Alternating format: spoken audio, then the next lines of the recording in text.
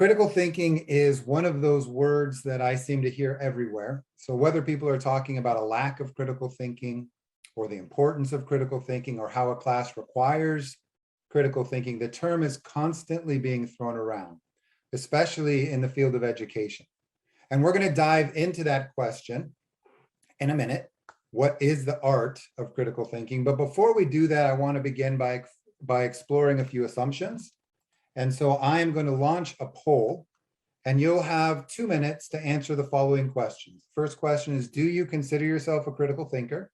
Yes or no? I'm going to give you 4 statements and ask you to choose which you think most accurately describes the purpose of critical thinking. And then I'm going to give you a list of values, and I want you to choose a maximum of 2 values that you think are the top 2 values when you think of critical thinking. I started this way because we all come to this discussion with our own assumptions. When you made a judgment about whether or not you're a critical thinker, that judgment was made probably fairly quickly based on your understanding of what critical thinking is, as well as a set of criteria you use to determine whether or not you yourself fit those criteria. And many times when I hear people talk about critical thinking, it reminds me of that famous line from the movie The Princess Bride, when Inigo Montoya says, "You keep using that word. I do not think it means what you think it means." And as we begin to unpack this concept, you'll discover that in educational research, there's general agreement that critical thinking is important, but quite a bit of diversity over what is meant by that term. Actually, Dr. Tim Moore, in a qualitative study at an Australian university, interviewed 17 academics working in the disciplines of history, philosophy, and cultural studies. And from these 17 professors, he identified 7 different definitional strands of critical thinking. In addition, if you read the academic literature, you will find disagreement over foundational questions, such as whether critical thinking is primarily a set of skills, a disposition, or both. Is critical thinking simply Western individualistic analytic thinking? Is it creative thinking, original thinking? Is it problem solving? Is it logical thinking? Is it primarily about self-reflection? There's the question of whether or not critical thinking is a moral or an amoral activity. If it doesn't have a moral component, then you can use critical thinking skills to develop a deadly virus. But if it's a moral activity, then you can't use critical thinking toward destructive ends. And moral criteria must be established to evaluate whether or not someone is a critical thinker. There's also the question of whether or not critical thinking is the same thing across disciplines. For instance, is it the same in art as it is in biology? And then, is critical thinking an educational ideal, or is it simply a tool like other tools in education? In addition, there is debate over the purpose of critical thinking, which is why I had you answer that set of questions. Is it primarily concerned with the right or correct way of dealing with something, the most effective way, the most psychologically satisfying answer to a problem? Or is it simply descriptive, the different ways that groups respond to a problem or a question? As well as the values of critical thinking, they go all over the board, from autonomy and independence to questioning authority to respect to social connectivity to multiculturalism to coexistence. They can go all over the board as you look at the different literature. Now, in general, broadly speaking, there are 2 different schools of thought about critical thinking: the objectivist school and the subjectivist school. The objectivist school emphasizes the importance of objective, logical principles that can serve as criteria for evaluating beliefs across intellectual disciplines.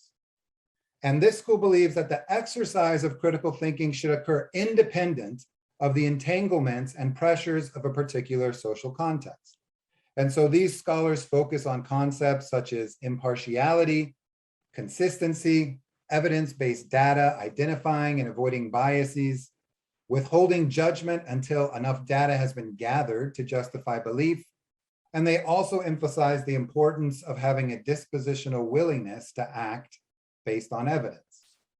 And although scholars in the objectivist school do not agree on every aspect of critical thinking, they represent an approach that conceptualizes critical thinking is an objective, universal, rationalist process. And they highlight what they believe are transcultural and transdisciplinary skills that can be developed to facilitate linear thinking and attempt to establish standardized normative criteria upon which claims can be assessed as being reasonable or unreasonable, as well as good or bad. Now, the subjectivist school, these scholars reject the objectivist contention that there are transcultural and trans-domain criteria for evaluating and justifying belief. And instead, they ground critical thinking in domain-specific or socially located communities of discourse. So subjectivist scholars believe that logic is culturally specific. It's embedded within language and culture itself, and that different cultures have divergent or different rationalities. So if this is the case, culturally specific or domain-specific assumptions, skills, questions, and background knowledge are essential in the development and discussion and assessment of critical thinking. And if this is the case, critical thinking in art may look different than in biology, and critical thinking in India may look different than critical thinking in England. Now, some subjectivist scholars argue that critical thinking is not about right or logical or effective or pragmatic thinking. It's more concerned with meaningfulness and morality. Even others argue that critical thinking should be removed from its place as an educational ideal and assigned a modest role as an organizing, evaluating, and clarifying tool to be used constructively as you construct meaning alongside other tools of knowing, such as intuition and emotion. And so if we look at these two schools, we see that there's quite a bit of difference. So the main characteristics of the subjectivist school are culture-specific logic and criteria, whereas in the objectivist school, we see transcultural or trans-domain logic and criteria. In the subjectivist school, we see the aims to understand divergent communities of discourse. We see a willingness to act based on evidence, and we see a focus on meaningfulness and morality with values such as coexistence and respect and understanding and social connectivity. And we see that the subjectivist school de-elevates the importance of critical thinking as the desired mode of thinking and uses a subjective, rational process. And we'll unpack that a bit. Whereas in the objectivist school, as I mentioned, there's transcultural, trans-domain logic and criteria, with the aim being to withhold judgment until you have enough data gathered to justify belief. Similarly, there's a willingness to act based on evidence, but the values are very different: independence, autonomy, questioning authority, impartiality. And there's the idea that this is meant to occur outside the entanglements of social context, and that you are meant to use an objective, rational process. So if you look at these lists, you can see that the two schools disagree about the purposes, the uses, the limits, and values of critical thinking. Now, in general, objectivists and subjectivists both discuss the importance of skills and dispositions. So for example, critical thinking skill would be something like interpretation or analysis or evaluation or making inferences or self-regulation, regulating your process. Whereas dispositions are things such as seeking truth or open-mindedness or approaching problems in a disciplined and orderly way, which is systematicity, or being curious and inquisitive, or having critical thinking maturity. Now, to clarify the difference between a skill and a disposition, a skill is something you're able to do. A disposition is what you are actually inclined to do. So it's related to your character. So you may be skilled at cooking, but hate cooking. So in this case, you'd have the skill of cooking, but you would not have the disposition to be a successful chef. Now, the objectivist school is the predominant school of thought in education. So you may hear teachers requiring students to provide evidence to support an argument, or evidence as necessary to hold a justified belief, or even talk about the importance of being objective and identifying biases. Whereas the subjectivist school has a different perspective, related to the uses and limits and purpose of critical thinking. They reject the claim that critical thinking is primarily about seeking to be objective or correct, or to identify and correct biases. For example, subjectivists raise questions about evidence, such as what qualifies as evidence, or how much evidence makes a belief justified, or within whose framework of assumptions. So what I want to do tonight is unpack this debate and then propose a model of critical thinking rooted in my Christian worldview that attempts to build on some of the strengths in both schools of thought. Okay, I have another quick activity for you, and as Barb mentioned, you're going to use the chat for this activity. You may have seen this picture before, but in the chat, I want you to tell me whether you see this shoe as pink and white or teal and gray, or maybe even a different color combination. Just drop your answers in the chat. We have about 1 minute for you to do that. So if you look at this, as people are putting these in the chat, you can see that there's a difference of opinion. White and pink, teal and gray. Some saying, I can't see either of them, right? So there seems to be no consensus on what we're looking at. Now, the reason I have you do this activity is that this is a simple example that demonstrates that our brains interpret inputs differently. Different people looking at the same input see different things. And when we talk about research on cultural thinking, the key question is, how does culture impact the way our brains interpret the world? Do humans engage in reasoning in similar ways across cultures? To think critically, do you have to disregard or ignore your cultural context? And does critical thinking necessarily mean the same thing in different cultural contexts?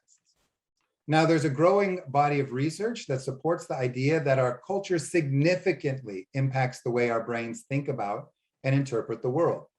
For example, a study at the McGovern Institute for Brain Research at MIT used MRIs to monitor the brain activity of native English and native Chinese speakers, and then gave both groups similar intellectual tasks. And the results showed that the two different groups used different regions of their brains to answer the same questions. And the neuroscience of culture has wide-ranging implications for how we understand cultural ways of thinking and, by extension, critical thinking. Similarly, researchers looking at language and the theory of linguistic relativity talk about linguistic modes of thinking. And this is the idea that the languages we grow up with shape our understanding of the world. For example, there are certain words in Arabic that capture a feeling or experience that I don't know how to express in English.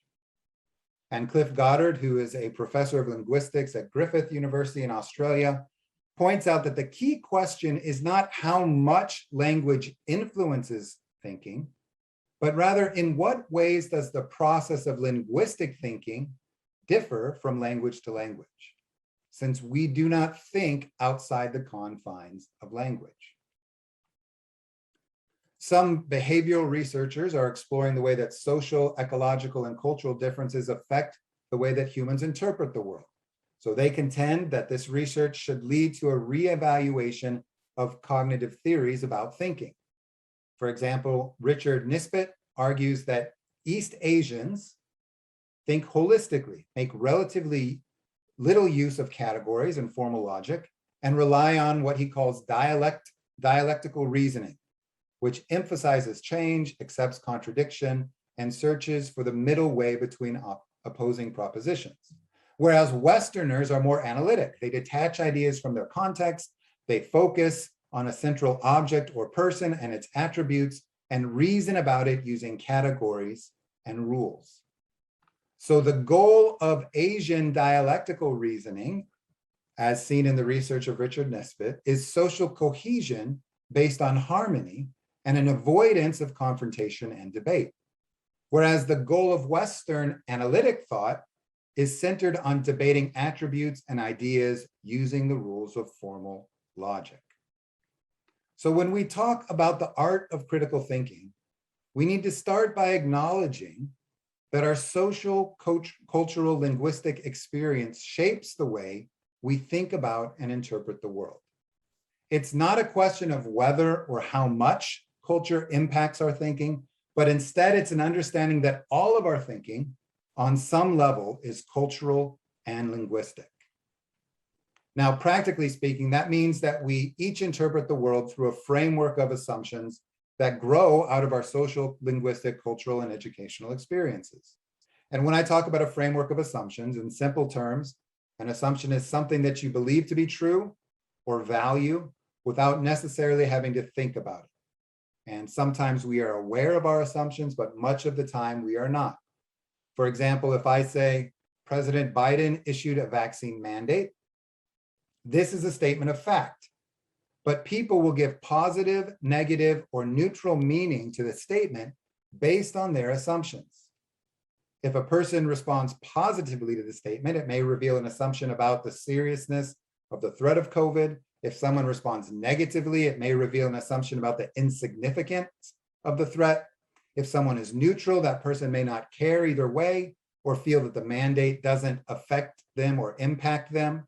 But if you dig deeper, the response may unearth assumptions about the relative importance of safety or individual freedom or civic responsibility or economic prosperity. It may, if you dig a little deeper, get to the framework of the role or power of the government and its responsibilities or limits. And so my point is that our assumptions frame how we interpret and understand everything we hear or read or study. They're the lenses through which we evaluate and make sense of information. And a key disagreement between the objective and subjectivist schools is to what extent are we able to reason outside the sociocultural framework and lenses through which we see the world. So there's three concepts that I believe can help clarify the uses and limits of critical thinking, and these concepts are coherence, consistency, and accuracy. So let's start with coherence.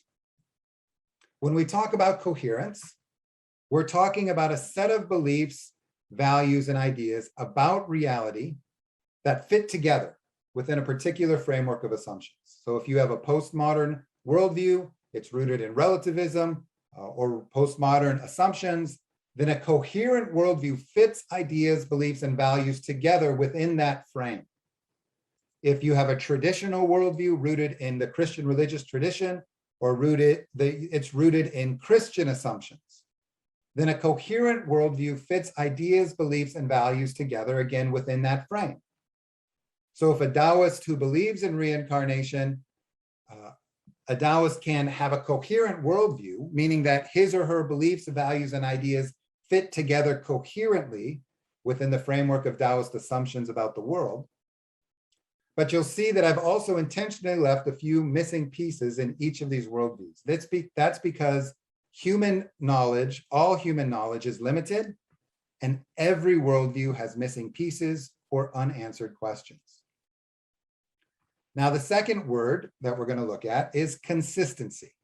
So when we talk about consistency, we are looking at the relationship between assumptions, inferences, which are the way we interpret our experience or the conclusions we draw from our experience, ideas, values, beliefs, and actions, which is the way we choose to live in the world. So for example, if someone claims to have a traditional Christian worldview, but what they say contradicts the values of a traditional Christian worldview, or how they behave indicates that they reject the beliefs of their stated worldview, then they lack consistency between assumptions, inferences, values, ideas, and actions. Or if a person is passionately protesting against global warming, while at the same time drinking coffee out of a styrofoam cup, we may recognize inconsistency between assumptions, beliefs, and actions. Now, to be fair to the women in this picture, I superimposed the styrofoam cup on them, so they weren't really drinking a styrofoam cup. But if they were, the worldview may be coherent, but lack consistency between assumptions, beliefs, and actions. Now, the final word that I want to talk about is accuracy or correctness. When we talk about accuracy, We are making a claim about how closely a perspective corresponds to the way things actually exist in the world. So accurate knowledge reflects how the world operates independent of human constructs and beliefs. Now, a reasonable explanation is consistent with its own coherent assumptions, but may not accurately represent the way the world operates. So reincarnation may be coherent, and someone who accepts that worldview may make consistent choices based on their assumptions, but that does not mean that reincarnation therefore corresponds accurately to the way the world actually is. Similarly, if you interpreted this shoe as teal and gray, you may see it that way consistently. The way you describe it and the way that you talk about it may be coherent, but this is not a teal and gray shoe. It is actually a pink and white shoe, which means your reasonable, coherent, and consistent interpretation is inaccurate. Now, again, to clarify, human knowledge is limited and fallible. So on some level, it is never completely accurate. And every person's individual knowledge is also limited and fallible. But my assumption is that it's possible for a point of view to be closer to or further from the way things actually are in the world, to be more or less accurate. So we have those three concepts. So keep those in mind: coherence, consistency, and accuracy. Now, if we're going to talk about critical thinking, a lot of times critical thinking is associated with being logical or rational. Some of you chose that, one of you, I think, chose that as a logical criteria. So I want to describe just briefly the difference between logical thinking and rational thinking, and then talk a little bit about what it means to be rational. So logical thinking is related to the validity of a claim or an argument. So does the claim of the argument fit together based on the rules of logic?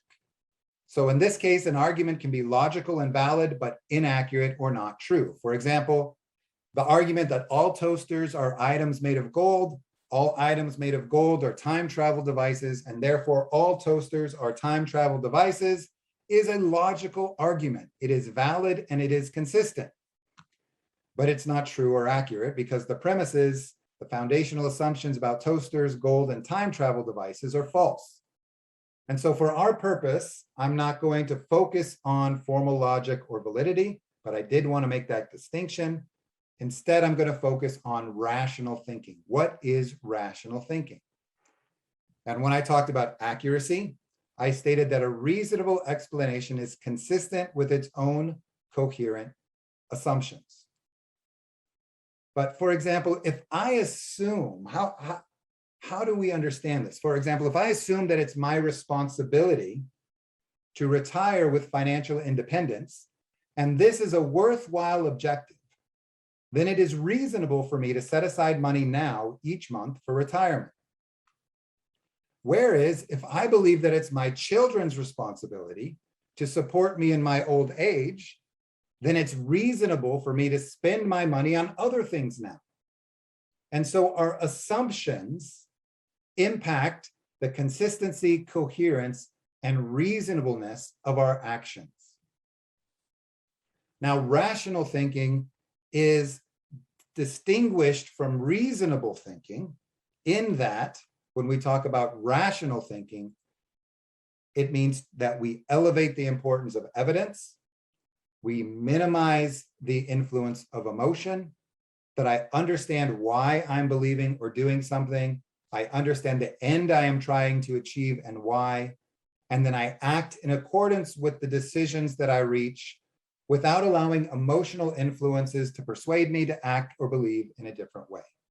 And so I base my beliefs and actions on reliable evidence or the best available evidence. So if critical thinking is rational thinking, then we're talking about coherence in that I understand the bigger question of why we believe something or do something, how ideas and beliefs and actions fit together within the framework of our assumptions.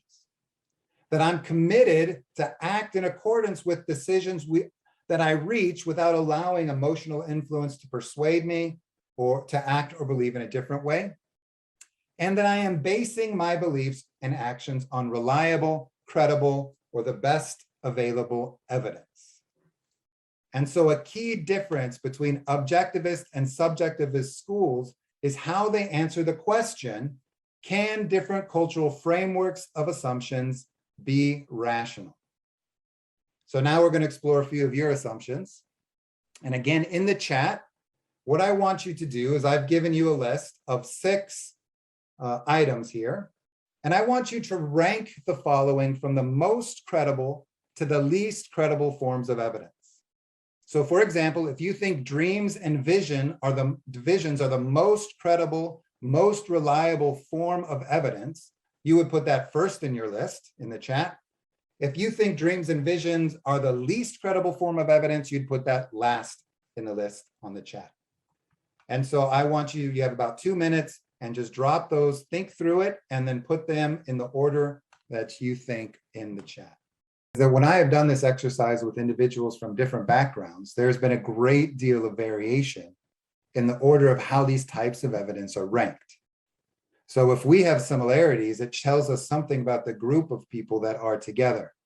But I have often had complete opposite lists in my classes of similar individuals.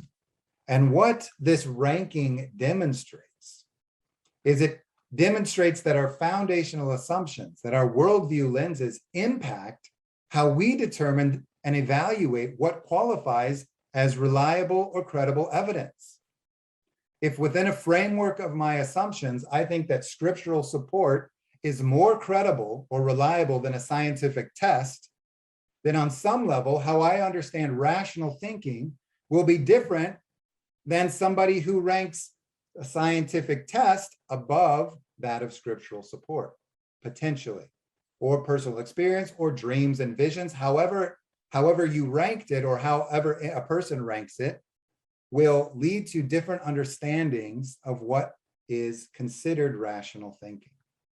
And anthropologist Richard Schwader calls this difference in what is rational divergent rationalities. And so he states the presuppositions and premises, which I have called foundational assumptions, from which a person reasons, the metaphors, the analogies, and models used for generating explanations, the categories or classification used for partitioning objects and events into kinds, and the types of evidence that are viewed as authoritative.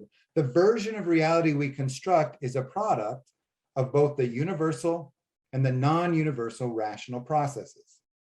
But it's because not all rational processes are universal that we need a concept of divergent rationality. Now, I know that's a big statement, but what he means in that, by a universal rational process, is that there's a shared way, that a common pattern that people use in reasoning. So for example, the general pattern of moving from an observation to an inference, to an interpretation, to an action based on our foundational assumptions. So this is a shared reasoning pattern. If you go through different cultures around the world, you'll find a similar pattern being shared. But what he means by a non-universal rational process is that the framework, the presuppositions and premises, again, what I've called our foundational framework of assumptions, that shape how we understand the meaning of our life, will also impact the types of evidence that are viewed as authoritative and how a person evaluates and understands evidence as they attempt to reach rational conclusions. So he is claiming that when we're talking about what it means to be rational, it's difficult to argue conclusively for many foundational beliefs without what is called circular reasoning. So circular reasoning is when an argument assumes the truth of the conclusions instead of supporting it. So for example, God exists because the world could not have been created without God. That's circular reasoning. Or the supernatural is not real because I have never experienced anything supernatural. That is also circular reasoning. Or the Apple iPhone's the best smartphone on the planet because no one makes a better smartphone than Apple. So whether or not it's true, it is circular reasoning. So Schwader is arguing that all of our inputs from birth to death, go into shaping our understanding of what is rational and real. And these foundational assumptions are embedded in our socio-cultural location. So what we're taught in our families of origin, what we're taught in our schools, what's modeled in the behavior of those around us, what's absorbed in the TV shows we watch or the YouTube videos we consume or the social media that we participate in. And as we've seen, even language and culture may go into how our brains are wired. In this case, critical thinking may not be about whether I am more rational or you are more rational. Instead, it may be concerned with understanding how different frameworks of assumptions evaluate and understand what qualifies as good evidence and what is therefore rational. Now, before you're too convinced, objectivist Harry Siegel wants to come in and say, wait, no. He disagrees with Schrader and argues that cultures are diverse and divergent, but rationality is not. And what he is arguing is that to be rational is to have a belief that's supported by credible evidence that is subject to evaluation.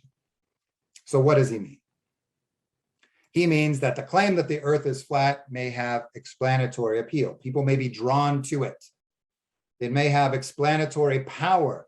Someone looking at the ground say, it looks flat to me, or look off into the horizon. It may be coherent and consistent with foundational assumptions that question satellite imagery or believe in government conspiracies, but it is irrational because there is evidence that is subject to evaluation that decisively proves that the earth is round. Now, what is missing in this discussion is the recognition that there's different types of questions, and different types of questions are subject to different sets of criteria for how we evaluate what qualifies as good evidence. So scientists, religious leaders, ethicists, and judges use different sets of criteria for evaluating evidence based on the type of questions that they are asked or being asked to answer. So the standards adopted are based on shared sets of assumptions that correlate with the purpose of the reasoning activity and the nature of the questions being asked. Now, when someone claims the earth is flat, there's decisive evidence that is subject to evaluation that demonstrates that the earth is round. But when someone claims that we are reincarnated after we die, this is a different type of question that cannot yield decisive evidence that's subject to evaluation without circular reasoning. So the disagreement here between Schrader and Siegel, or the objectivist and subjectivist schools, is to what extent do criteria for evaluating evidence exist outside or inside our frameworks of assumptions? All right, so our final question to consider, exploring assumptions, is related to critical thinking values. And so I'm going to launch a poll here again. And in this poll, I want you to answer the question, do you think critical thinking should be taught in every culture, yes or no? Do you think the values of critical thinking promote multicultural understanding, yes or no? And then which of the following types of thinking do you believe is most important to develop through critical thinking instruction? Now, as I mentioned at the beginning of the webinar, one of the most important differences between the objectivist and subjectivist schools of critical thinking is related to its purpose and values.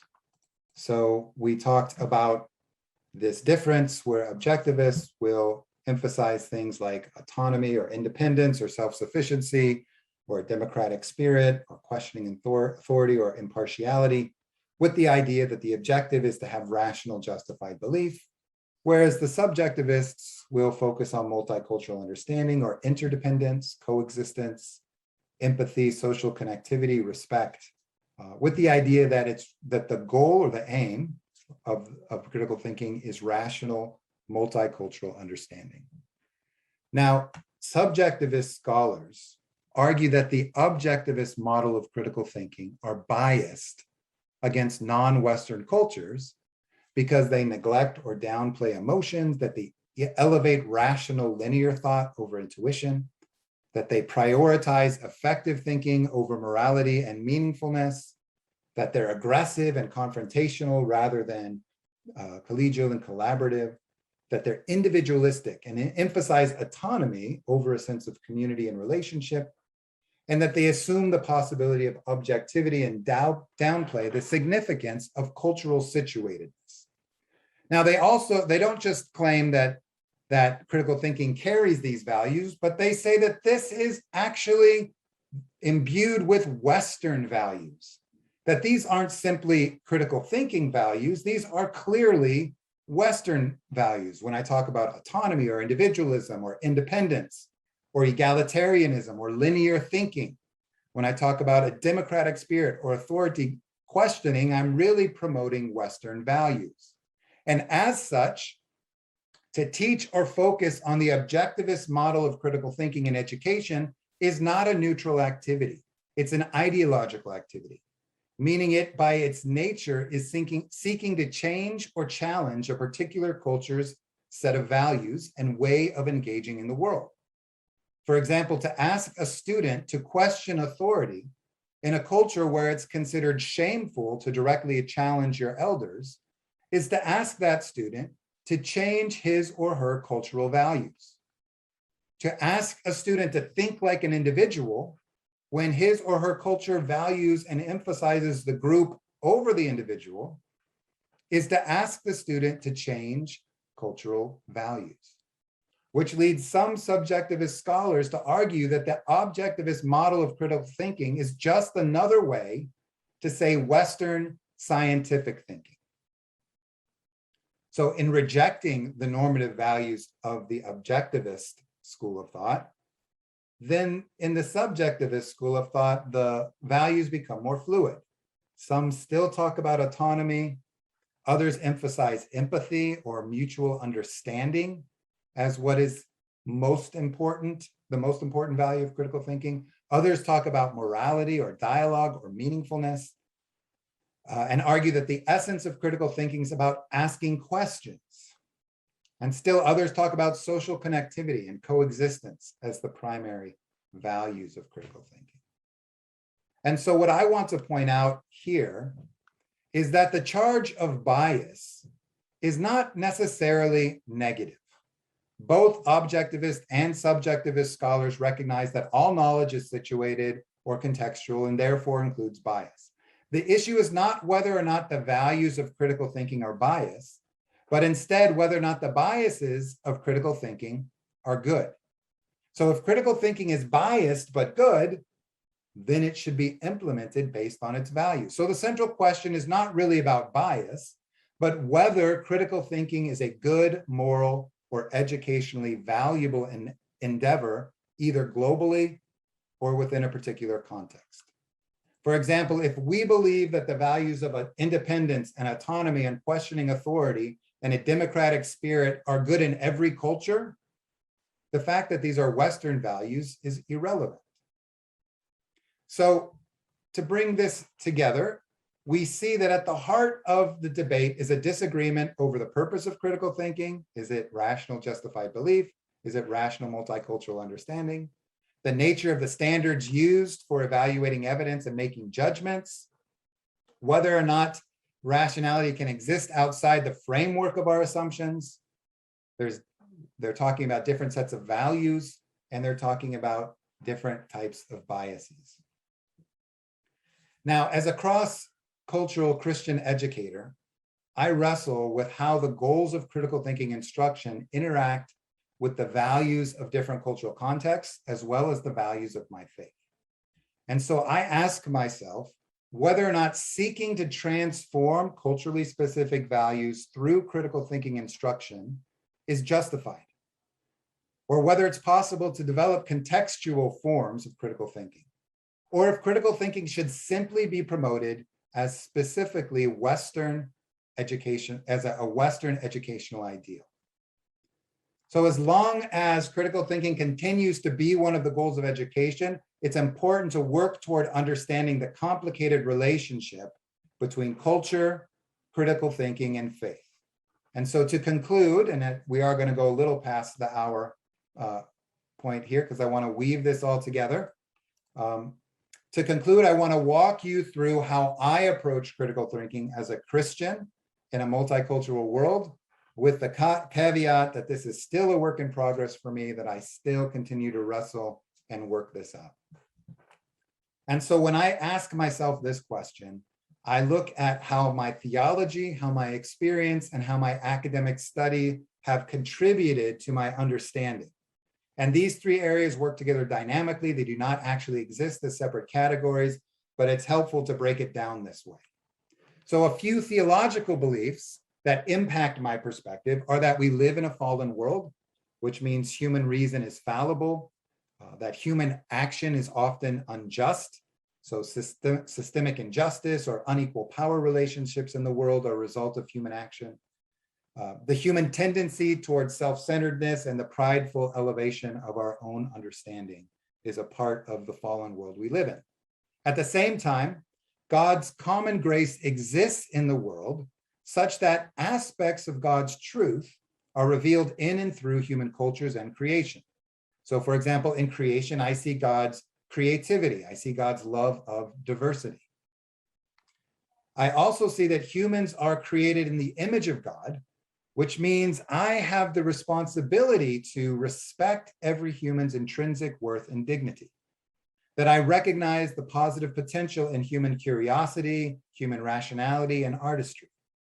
And that seeking to understand is an inherently worthwhile endeavor that leads to a richer human experience. And that at some extent, human flourishing is possible within the limitations of a fallen world. And with that, I also believe that the gospel is true despite human limitations. And that as followers of Jesus, our call is to be both peacemakers and message bearers in the world. So that's kind of a framework of theology. My experience is that I've lived cross-culturally, and I am in a cross-cultural marriage where I've seen that different cultural patterns exist for how to be in the world, different views of marriage, different views of parenthood, different understandings of education, that I see and have experienced enculturated values that exist at a deep unconscious level. My wife and I have had many times where she says, well, that's just wrong. And I say, well, it's just right. And neither of us can say why, because those values are just at an unconscious level that come out of our culture. I've seen that there's positive and negative aspects of different sets of cultural values. So there's positive aspects to individualism, and there's positive aspects to collectivism, and there's negative aspects of both. There's positive aspects of questioning authority and positive aspects of respecting authority, and again, negative aspects of both. And through teaching in a Muslim context, I've experienced a deeper understanding and respect for how people who are different from me construct and make sense of the world. And I've seen the valuable contributions made to humanity through Islamic culture.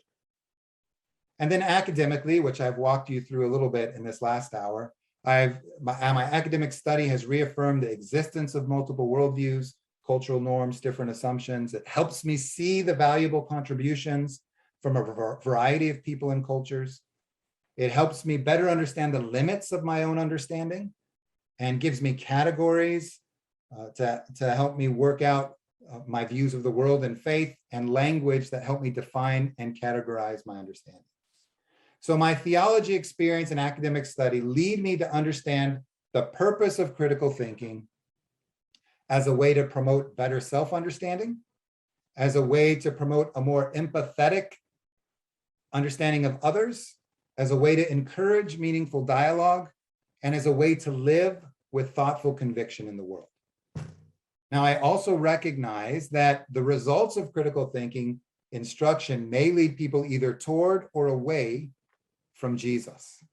And so here it is, what you've all been waiting for you. For those who have to leave at the hour, I'm sorry, you're just going to have to come back next time. I'm going to weave this all together in a model of critical thinking that I have called critical thinking as faith-seeking understanding, which is a phrase that I'm borrowing from St. Anselm.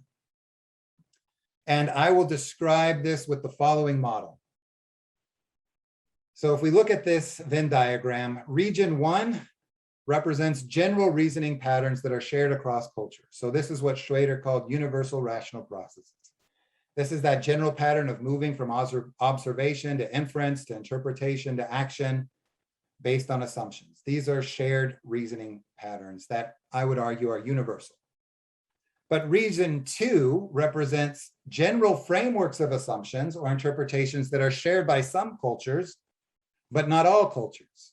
So for example, when Richard Nisbett talks about Asian dialectic thinking and Western analytic thinking, he's broadly comparing systematic differences or similarities that represent particular cultural patterns of reasoning shared by some, but not shared by others.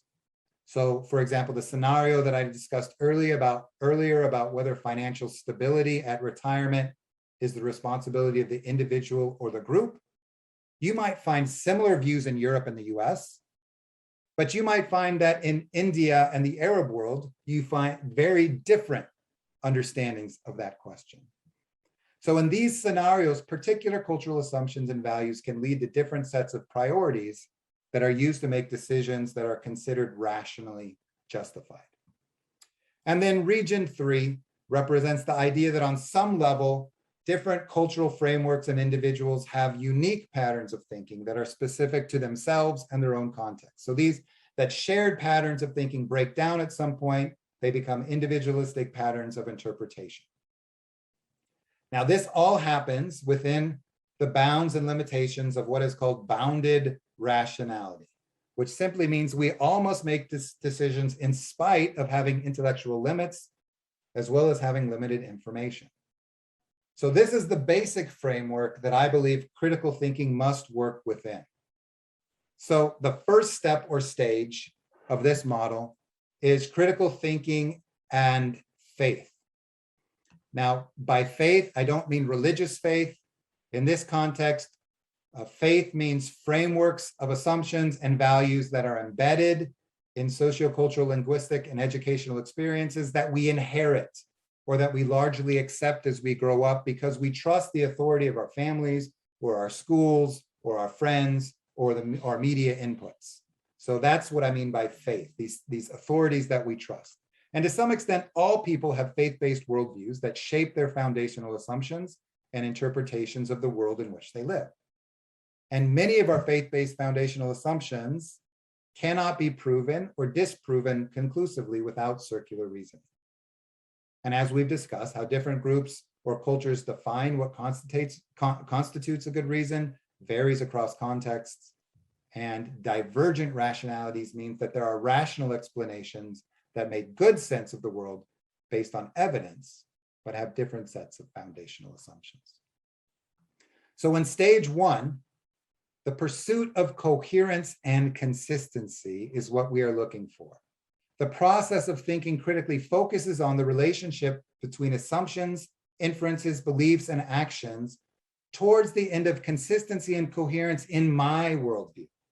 So it helps us examine our own paradigms for evaluating the credibility of evidence. On this level, critical thinking helps us identify our values and beliefs about the purpose of life. Again, looking for coherence and consistency. Do our ideas, beliefs, and values fit together coherently? And do we live out those convictions consistently? And so the primary goal at this first stage is to use skills and dispositions of critical thinking as a self-reflective, self-diagnostic tool that's focused on understanding and evaluating the coherence and consistency in our own perspectives. And at this stage, critical thinking is not concerned with accuracy or how closely a perspective corresponds to the way things are in the world. Okay, so the second step or stage involves critical thinking and seeking understanding of the other. So global critical thinking involves identifying foundational assumptions and looking for coherence and consistency in the process of assumptions, inferences, beliefs, and actions in other worldviews, in multiple faith worldviews. And so the aim of the second stage of critical thinking is to promote multicultural understanding, to promote respect, to develop the skills to use local and global critical thinking to engage in constructive dialogue. At this stage, the goal is not persuasion, it's not convincing, it's not judging right from wrong. The goal is to engage in dialogue to understand the consistency and coherence of other worldviews as well as to identify which of our foundational assumptions, values, and purposes are shared and which are different. So in stages 1 and 2, we work on the skills and dispositions to deeply question a personal framework of thought, an ability to reconstruct sympathetically and imaginatively the strongest version of oppositional frameworks of thought. At these stages, critical thinking is more concerned with coherence and consistency of how you think, as opposed to the accuracy of what you think. And it includes skills like assumption identification, deduction, and dispositions like humility and open-mindedness. But it also understands that critical thinking is an autonomous act that occurs in a social context. So although autonomy is important, there's also the importance of having sensitivity to the implications of our social context as we make coherent, consistent, and rational choices. So a critical thinker needs to consider all the influences of choice that go into making a decision, such as emotional, cultural, and professional consequences of a belief. And then the final stage, or stage 3, is critical thinking as seeking an understanding of the truth. So this is the evaluative stage. So after a person has demonstrated the skill to understand the strengths and weaknesses of his or her own worldview, as well as other worldviews, and demonstrated critical thinking dispositions of respect, humility in conversation with divergent worldviews, he or she can then move on to the final stage, which involves evaluating which foundational assumptions are the most accurate. And this stage is based on the belief that it's possible to understand the truth claims and cultural assumptions of different perspectives and still make judgments concerning the accuracy or correctness of the claims. So evaluation of foundational assumptions is a form of moral reasoning, which again is a higher level activity in this model. Evaluation is a necessary component of the development of thoughtful convictions in the process of seeking understanding. So the processes of these 3 stages are, just a minute here.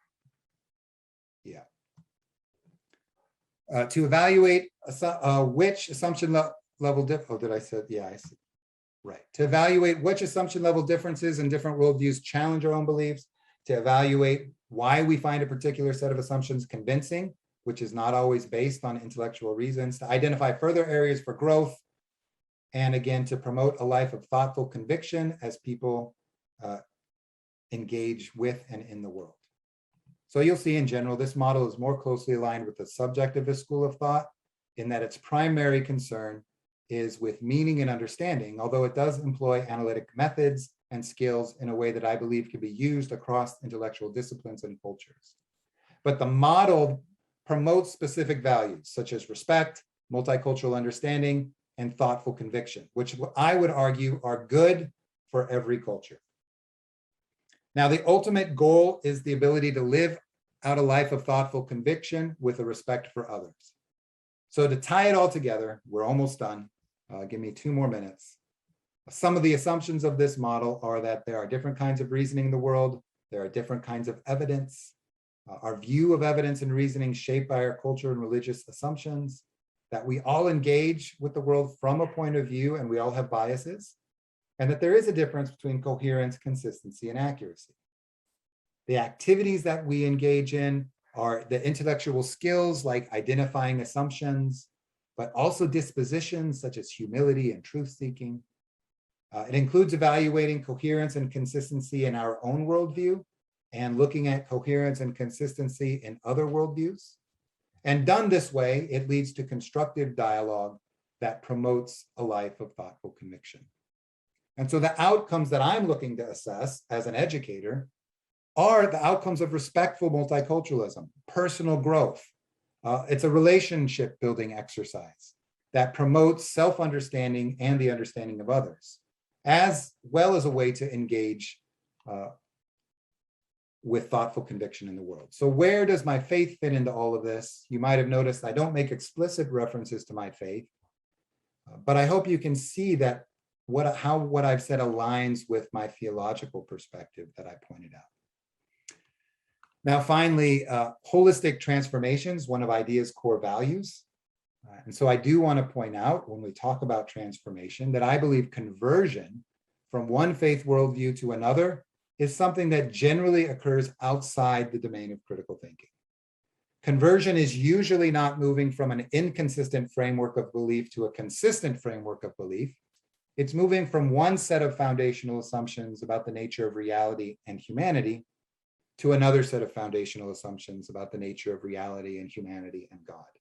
And this type of change, at least in the model that I've proposed, is only possible at stage 3. But the model of faith-seeking, critical thinking as faith-seeking understanding is one way to promote meaningful dialogue, which, if implemented, can contribute to transformation, to helping people hear and understand the message of the gospel, whether they accept or reject it, as well as the ability to live as peacemakers and message bearers in a multicultural world. So this is the foundation of my approach to teaching. And with that said, I can then begin to think about how to contextualize or implement based on these values. So I've presented a lot of information. I realize that. The webinar is entitled The Art of Critical Thinking because I believe that navigating values, assumptions, evidence, and belief in the pursuit of thoughtful convictions is just that. It's an artistic expression of worship to God. So thank you for giving me your time. That is the end of the webinar portion. We'll take a short break, and then I'm happy to spend the next 20 minutes answering any questions that you might have.